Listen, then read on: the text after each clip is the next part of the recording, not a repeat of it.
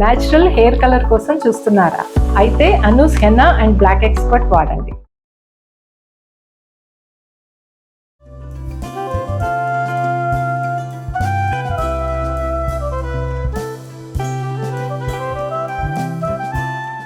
Mukunda jewellers సమర్పించు Sankranti special programme కి స్వాగతం. సంక్రాంతి శుభాకాంక్షలు రమగారు. సంక్రాంతి శుభాకాంక్షలు ప్రేక్షకులందరికీ కూడా సంక్రాంతి శుభాకాంక్షలు.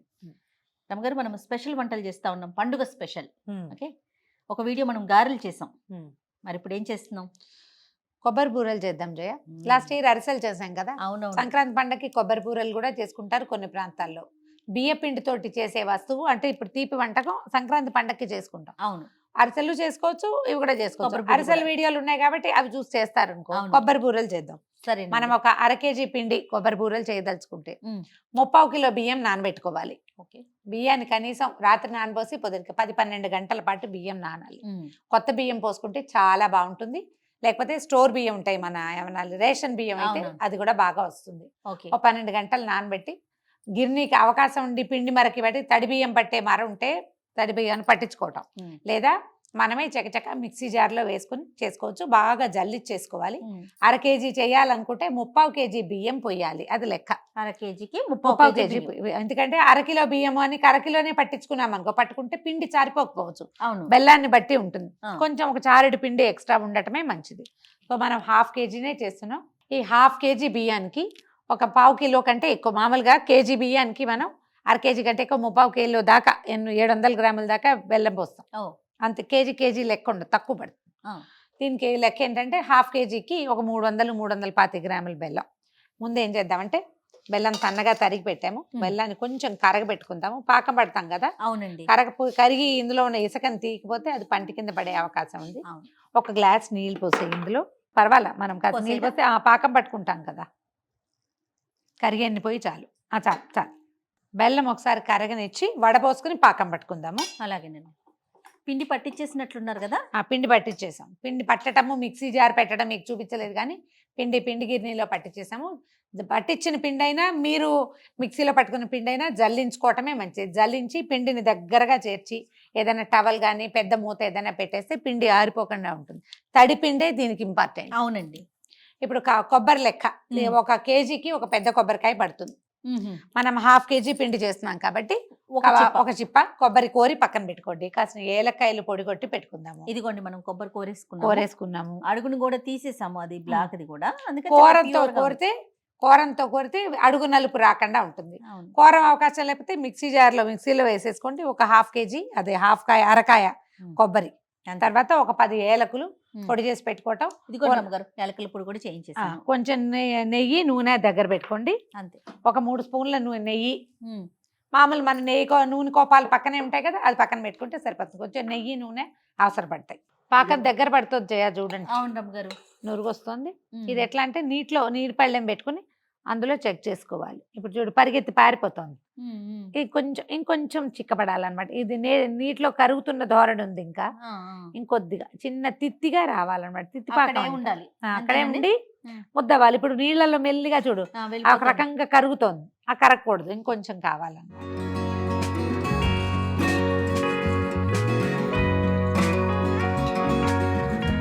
ఈ పాకం రావడానికి ఇది గుర్తు నురుగే.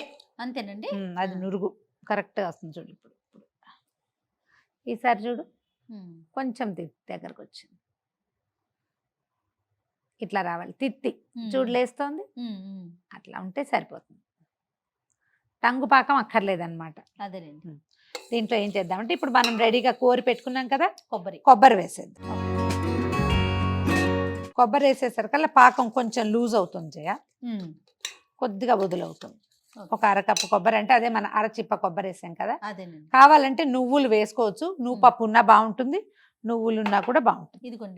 ఒక్కసారి కొంచెం దీన్ని కొంచెం 1 minute కొబ్బరిని ఉడకనిద్దాము. నిమిషం కూడా అక్కర్లేదు పూర్తిగా. నువ్వులు కాసిన ఉంచుకున్నాం కదా, ఇవి 1/2 kg కదా, ఊరికే అన్ని నువ్వులు వేయండి, బాగుంటుంది నువ్వులు వేస్తే. ఓకే, ఇప్పుడు మనం రెడీగా పెట్టుకున్న పిండిని పోసేసుకుందాం ఇందులో. ఏలక పొడి వేద్దాము. ఒక 6-7 ఏలక్కాయలని కొట్టి మిక్సీ చేసుకున్నాము. మిక్సీ చేయటం అంటే పొడి చేసాం దాన్ని, పంచదార వేసి పొడి చేస్తే మెత్తగా అవుతాయి. బియ్య పిండి పోసుకుందామా? అలాగే అమ్మగారు. పిండి పోసాం.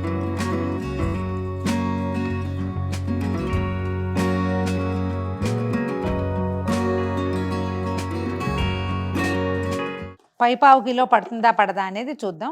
ఒక్కసారి నా చేతికి, నీకు దూరంగా ఉంది. క్లాత్ తీసుకోండి అమ్మగారు. పర్వాలా, అది పెద్ద గిన్నె కదా, అందుకని కరగబెట్టేటప్పుడు పాత్రలు పెద్దవి పెట్టుకుంటే మనకి వీలుగా ఉంటుంది అన్నమాట. బియ్యాన్ని బట్టి, బెల్లాన్ని బట్టి, పాకాన్ని బట్టి పాకం ఒక్కొక్కసారి బెల్లం తడిపి పడేసరికల్లా వదులు వచ్చేస్తుంది, కొన్ని బెల్లాల్లోని నమ్మలేమన్నమాట. అడుగున అంటకుండా చూడు, ఒక ఉండభావకంగా కనపడుతుంది చూడు. మనం ఇలా దగ్గర తీస్తుంటే బాగుంది. ఇప్పుడు ఒక 3 స్పూన్లు 2 స్పూన్ల నెయ్యి ఇందులో, ఇంకొంచెం కమ్మని వాసన వస్తుంది, బాగుంటుంది ఇది. సరిపోయింది. అడుగు ఏమైనా అంటుతుందేమో చూసుకుని కదిపేసేసి స్టవ్ ఆపేద్దాము. దీంట్లో ఏం చేద్దామంటే ఇంకొంచెం నూనె కూడా వేసుకుందాం పైన. ఇది డ్రై అయిపోకుండా మనం ఒత్తేటప్పుడు పల్చగా చక్కగా స్ప్రెడ్ అవ్వడానికి వీలుగా అన్నమాట. 2 స్పూన్లు నూనె వేస్తే చాలండి. నూనె వేసి దీన్ని మూత పెట్టి పక్కన పెట్టేసేయండి. ఇది చల్లారనివ్వాలి, పూర్తిగా చల్లారిపోయాక అప్పుడు మనం ఉండలు చేసుకోవటం, ఆ పచ్చలు ఒత్తుకోవటం, నూనెలో వేసుకోవటం. కొంచెం నూనె చేయి చేసుకుంటూ మనం అరిసెలు ఎట్లా ఒత్తుకుంటాము, కాకపోతే అరిసెల్లాగా అదిగో తేలు వస్తుంది చూడదు పైకి, వేగంగానే పైకి వచ్చేస్తుంది. దాన్ని ఒక్కసారి తిరగేస్తే సరిపోతుంది అంతే.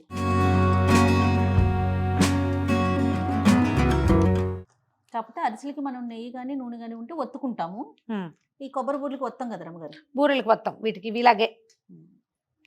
మొదటిది కొంచెం కాస్త సుమారుగా వచ్చినట్టు ఉంటుంది, రెండోది మూడోది మీకు మెల్లిగా వచ్చేది. నూనె కాగటమే దీనికి ఇంపార్టెంట్, అంతే. మంచి కాగు కావాలన్నమాట.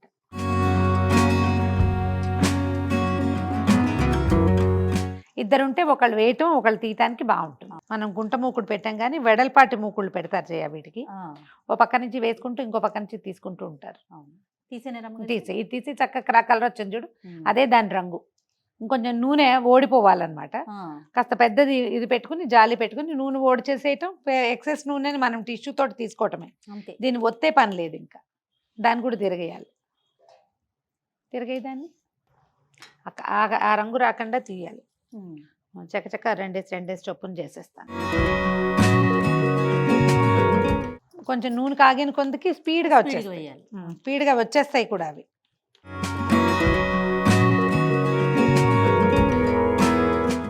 ఈ కలర్ చాలు కదా రమ్మగారు? చాలు.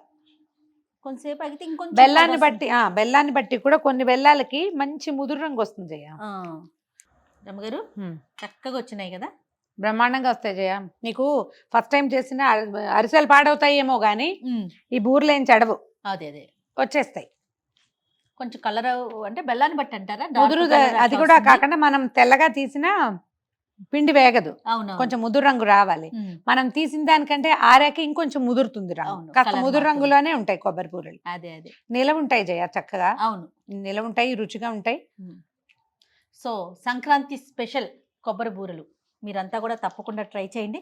మరి ప్రేక్షకులకు ఇంకొకసారి సంక్రాంతి శుభాకాంక్షలు చెప్పేద్దామండి. తప్పకుండా అండి. మళ్ళీ ఒకసారి వంటకం గురించి చెప్దాం. చెప్పండి. ఫస్ట్ టైం ట్రై చేసినా చక్కగా వస్తాయండి. పొడి పిండి మాత్రం వేయదు, తడిపిండి వేసుకోండి. నేను చెప్పిన కొలత కరెక్ట్గా యథాతథంగా ఏం చెప్పానో అదే చేస్తే ఎక్సలెంట్గా వస్తాయి. ఎంత బాగా కుదురుతాయో చక్కగా 4-5 రోజుల పాటు నిలబెట్టుకుని డబ్బాలు పెట్టుకుని తినచ్చు. ట్రై చేసి చూడండి తప్పకుండా. సో ప్రేక్షకులందరికీ మరొక్కసారి సంక్రాంతి శుభాకాంక్షలు.